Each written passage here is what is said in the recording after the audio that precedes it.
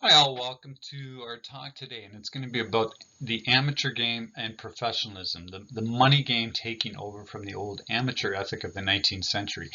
And now, if you've been following along through the lectures we've had so far, we know that this happens in hockey. We saw it in baseball, where George Sleeman starts paying players, ballists, professional ballists.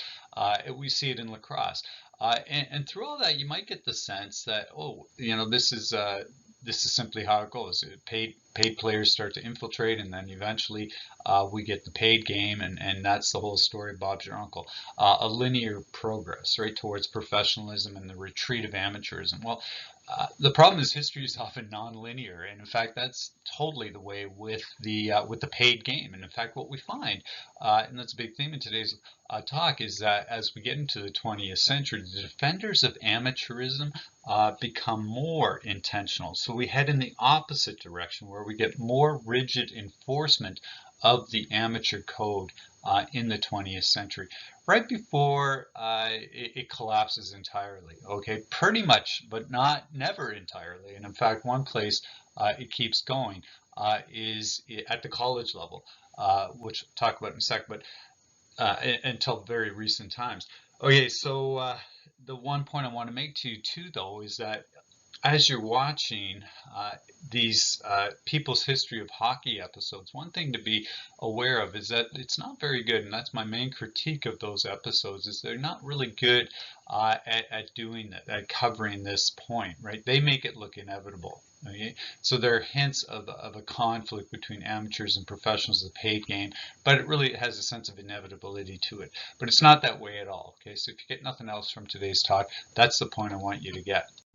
Now, before you go any further, you might want to Google Kareem Abdul-Jabbar Crossfire 2014. So a bunch of years ago, Kareem Abdul-Jabbar is on Crossfire, and he's very passionately arguing something maybe you've heard many times, the equity argument, the fairness argument, that he's basically saying there's this massive industry that's based on college athletes, and they're not getting paid. And they're also potentially getting injured. And perhaps you know that it's kind of a fixed game, because at least in the NBA, you have to be 19. There's a one and done rule. You have to take a year off of high school, and you cannot begin playing until you're 19.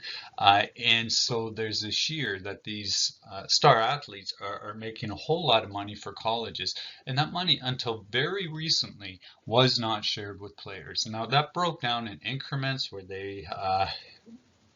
their room and board was paid. They're paid in kind, and other breaks over the years. But finally, in 2025, players through a court decision, players are now paid, and they're basically treated as wage players. Okay, now this was a long, long fight. And it probably is the end of this whole amateur professionalism fight that we're looking at today. But the fascinating thing for me, if you watch this debate on Crossfire, is how much it all sounds exactly like what is happening in the 19th century. The exact same arguments that are happening in the late 19th century in Canada and the United States over the money game were happening right up until 2025. So it's interesting how that hasn't changed over time. And yeah, you can go further into this if you're interested. You'll see some solid points being made. And one of them is that in the United States, in 39 states, the highest paid state employee salary is the college is a college coach, NCAA college coach. Okay, so there's a lot of money that was being made that was not going to the players, and that was the argument about fairness. And this important argument that athletes were making, they in 2025, and these cases in NCAA, these lawsuits, these were being made already in the very beginning of organized sport, and in the 19th century, when as soon as we get gate admission being charged. Okay? For example, the Montreal Shamrocks lacrosse, they start charging in the 1880s. The owners do, and why is that? Because they're starting to get allegedly 8,000 to 9,000 people at their games, and no surprise, Montreal Shamrocks were very popular because it was working class, rowdy, pretty violent team, right? So the owners can start charging gate, and the players from the very beginning are wanting a cut of that, and that only seems to make sense. It's not a new thing at all. And you know that too, if you've been watching the People's History of Hockey episode, you know about Fred Taylor, who has this pretty amazing career. Early in the 20th century, we've got Ambrose O'Brien hiring him on in Renfrew, paying him $5,000, which is a massive amount at that point. Pretty much unheard of to get that much in 1910. And then we've got the Renfrew millionaires who were called that because their salaries are so high. O'Brien is also paying one of the Patricks $3,000 a year. So this kind of thing is happening already. This kind of thing is happening in hockey very early. Okay? And just as an aside, it's kind of cool that Fred Taylor drops the puck for the inaugural home game of the Vancouver Canucks. Go figure. Who knew? And there's a lot more stories like this. Newsy Lalonde, you know about him. You know he made a lot of money. He's also with Ambrose O'Brien. Actually, think of Ambrose O'Brien as kind of the George Steinbrenner of his day, as in the guy who starts the salary wars, right? He's pulling together, you should have got that from the hockey episodes, he's pulling together this talent so that he can set up his own league when he's denied entry into the CHA. So just as a review, he's this rich industrialist, he sets up the NHA, which then becomes the NHL, and he creates the Montreal Canadiens. But yeah, he's very controversial, O'Brien is, for driving up salaries, just like Steinbrenner did in baseball in the 1970s. And Steinbrenner owned the Yankees for 37 years, from 1973 to 2010. And yeah, that's what he was known for driving up salaries, for paying what he wanted and forcing others to follow. And if you watch Seinfeld, you know about at least a little bit about Steinbrenner. He's parodied on that show. Any case, so yeah, there's these great stories. There's a lot of money being made by some players very early, certainly. And especially players like Lalonde, who can play lacrosse and hockey. And in fact, he's making more in lacrosse than hockey. Okay, so all this is true. It's true, but it's also exceptional. And that's an important thing to know, a really important thing. And that's what you missed in the hockey episode films, the People's History of Hockey episodes, that it's really exceptional players that are making this. And by and large, most players are not. Okay? And here's a few books I just wanted to throw at you that get to those early days, what that looked like, and the fight over it. Right? And this really reminds you that it's exceptional players that are making big money. And these books also remind you, which is a big theme of today's talk, that it's a non-linear fight towards professionalism, the paid game. And you read these and it might surprise you how long it took. And a really good one there, Bruce Kidd, The Struggle for Canadian Sport. Okay. Now, a great example of this, of what I'm talking about, and I think it'll come tidy for you here with this personal or this profile example, is Hobey Baker. Okay, so here's this guy. He's the best American-born hockey player of his generation, and he's one of those all-round athletes that are much more common than he plays football as well as hockey in Princeton, and he's got this perfect proportion of that time that athletes should be, and that comes up in that one TED talk that we saw earlier by Epstein, that an athlete back in the day was ideal. An athlete's ideal body was about 160 to 180 pounds and about 5'10" or so. And that was the best build for any sport, and famous for being that. That was what was thought at the time. Now, Hobey Baker, quite famous, and in fact, F. Scott Fitzgerald used him for a character model in this famous book he had. In any case, what matters about him is that in 1917, he's offered a whole lot of money to play for the Montreal Canadiens. Okay, he's offered $20,000 for a 3-year contract. So that's about $7,000 a year. Which is a lot of money in 1917. And he says no to that. He says no to that. And why does he say no to that? Well, that's really worth examining. And part of the reason is that sport at the time is not seen as a career. It's a cultural thing to believe that there is really no future in that. It is not a career. And also, what the amateur clubs are doing to keep their players happy and keep them in their clubs is that they're finding them good positions with firms or companies in their hometowns. So what amateur clubs are doing is they're giving these guys a life and a future that they don't think will happen in sports. Okay? So that's a big part of it, and what factored into his decision, and it's not an uncommon one. This is typical. The other thing is that the amateur game is just the better game.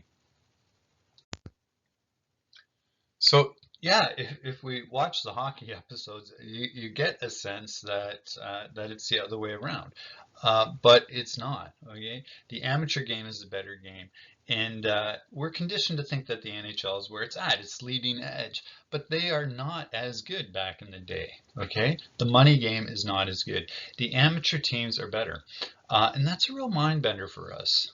But here's a great quote from Bruce Kidd in that book I just mentioned, The Struggle for Canadian Sport. And yeah, it really does a good job in this topic. And probably too much detail in the whole professionalism versus amateurs and fighting and how that all went down. Because it kind of gets complicated if you dig too deep. You have to keep it kind of Coles Notes level. But a great quote from him, the Toronto Granites could beat the Leafs on their lunch hour. All of them were invited to turn pro, but only one or two of them did. They were more interested in their careers as lawyers or stockbrokers, right? And why leave the amateur game when it's a better game, and why go professional? And yeah, the Granites won the Allen Cup in 1922, 23, and 24. And in 1924, they're the team that gets to represent Canada in the Olympics. So the best team in the country. So there you go. The amateur game really is where it was at. And moreover, as I was saying, most of the players in the professional game are not making big salaries. The ones that we remember, like Cyclone Taylor, most are not like that. Okay, Ed Schaefer, great example. In 1904, he's the first paid player for the Sault Marlboros, which is the only Canadian team in the first professional hockey league, the minors league that ran for a few years out there in northern Minnesota, Wisconsin, Ontario, the IHL. He's getting $22 a week when he signs on. Other teams start playing up to 40 a week to some of their players before that league folds. But yeah, as late as 1908, the average salary, as you see there, is only between $250 and $500. Now, to put that in perspective, if you're working class, you'd be making between $600 and $1,000 a year. So you can make more money in a labor or factory job. Most players are not getting big money. Amateurism, though, is dominant right up until the 1930s, okay, and it's in control. Now, what first breaks that? Well, we know, and I mentioned that already. The first break is in baseball, okay? And if you've seen my talk about cricket and baseball, you know it's George Sleeman who famously goes down as the originator of the money game in Canada. Okay, and you know that if you enjoy Sleeman brews on the weekend, you're doing your bit to help support his great grandson who helped resurrect that family business. In any case, Sleeman, politician, smooth, mayor of Guelph, also an athlete, pitcher, and ends up creating a team in his factory. Which then merges with the Guelph Maple Leafs, another local ball team in Guelph, and he effectively owns it, becomes president of the Maple Leafs. Okay, also president of the Guelph Bicycle Club. He gets himself into the executive of the Rod and Gun Club, also the Turf Club, which is equestrian horse racing. So he's all over the map. He's a mover and shaker, and he's super competitive. So he starts paying famously 2 ball players from the United States. Okay. Now he gets a lot of flack for that, and he's doing it under the table. But eventually, he's doing it by giving them a share of the profits.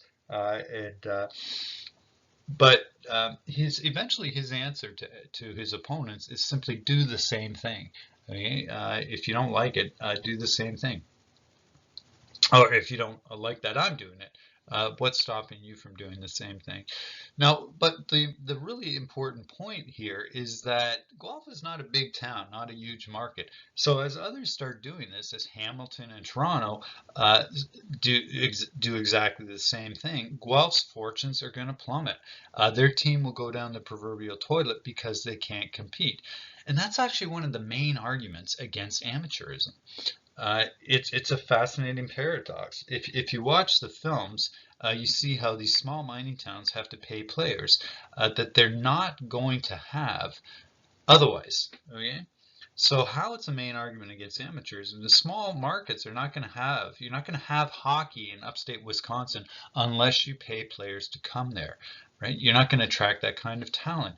By the same token, though, and that's the paradox, once everyone starts paying, and once the bigger centers start doing it, you can forget about having any talent at all, right? So that is also one of the arguments against the paid game, right? In any case, George Sleeman is the beginning of what's seen seems like a slide into payment, and seems to become dominant. But as I'm challenging you to think, does not until the 1930s. Now, before we go any further, it'd probably be really helpful to look at what are the different ways that one can pay a player. And there's many ways to pay a player. And in the 19th century, all of these are tried. So let's go through 6 ways to pay a player, all of them implemented in the 19th century, all of them hotly contested, and some of them designed to hide the fact that you're doing it. So up and up straight salaries, that's what we're most familiar with, and that's eventually what Sleeman does after paying in kind. So he starts by being discreet and then goes for full-on salaries and challenges others to do the same thing. Okay. Now another thing is prize money. Okay, prize money is a big thing, and that begins in the 19th century as well, remains big today. Certainly in things like equestrian, like the Dubai Cup, it's at like 13 million prize or more. Golf has really high prizes, you probably know that. Bonuses is another way. And if you follow sports at all, you know that it makes up a big part of salaries. So bonuses also begin in the 19th century. And then there's in-kind payment. Now, this is the one that's super controversial for a long time, and still wasn't until very recent times when it comes to college athletics.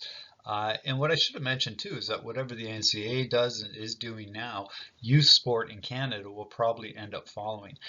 And in Canada, athletes are getting scholarships between 16 and $20 million a year annually in the entire country, which is a real pittance compared to the United States. But the point is, they are paid in kind. They're paid with scholarships, with education. Education paid for is one kind of in-kind payment, right? And this goes way back to food and lodging is also in-kind payment. Now, the thing about in-kind is that you can pay people kind of under the table by being very generous in in-kind payments, right? By making their life very comfortable and taking away anything that they would ever have to pay for. So in-kind is one way of paying under the table, under the radar, and not making it public. And that certainly happened in the 19th century as well. And then finally in Canada, we had what's called broken time payment, okay? A good way to think about that is you're basically offering the playing time that season, right? Whatever they would have made in their job. So you're paying the player whatever they would have made in their job for taking a step back from that job for the season.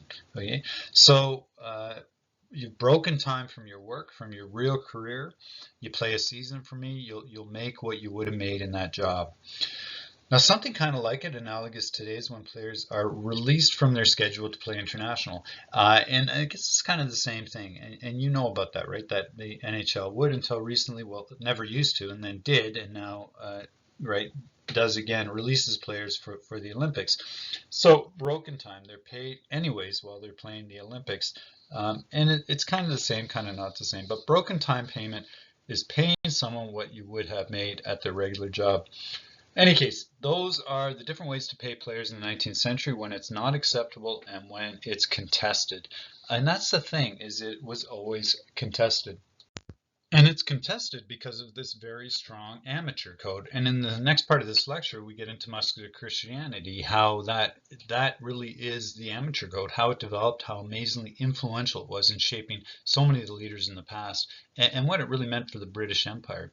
So who are the custodians of this in Canada in the 20th century? Well, that is these guys, the Canadian Amateur Athletic Union. They are rigorous enforcers of the amateur code, and more so over time. Okay, they become more powerful over time. The professional game, the paid game, is actually starting to go in the opposite direction by World War I, taking a backseat to amateurism. Okay?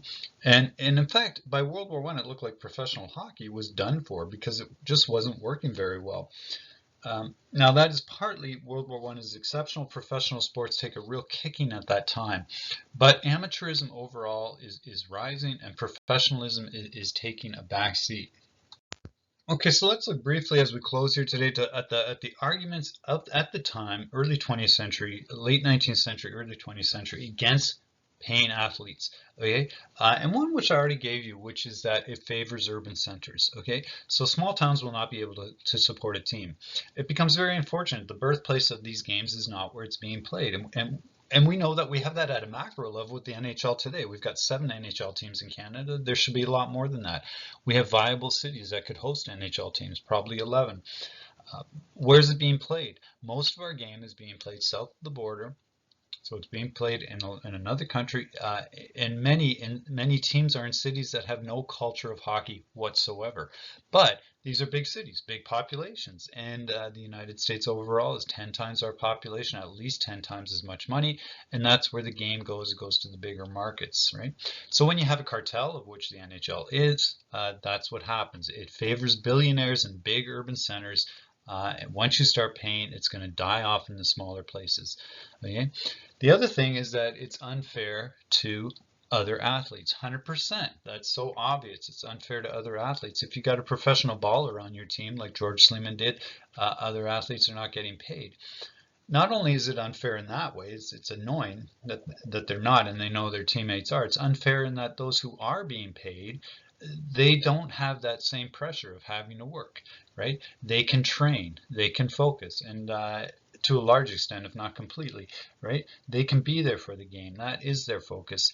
That is their job. And so it's a real inequality that happens at the level of play, at a very basic level.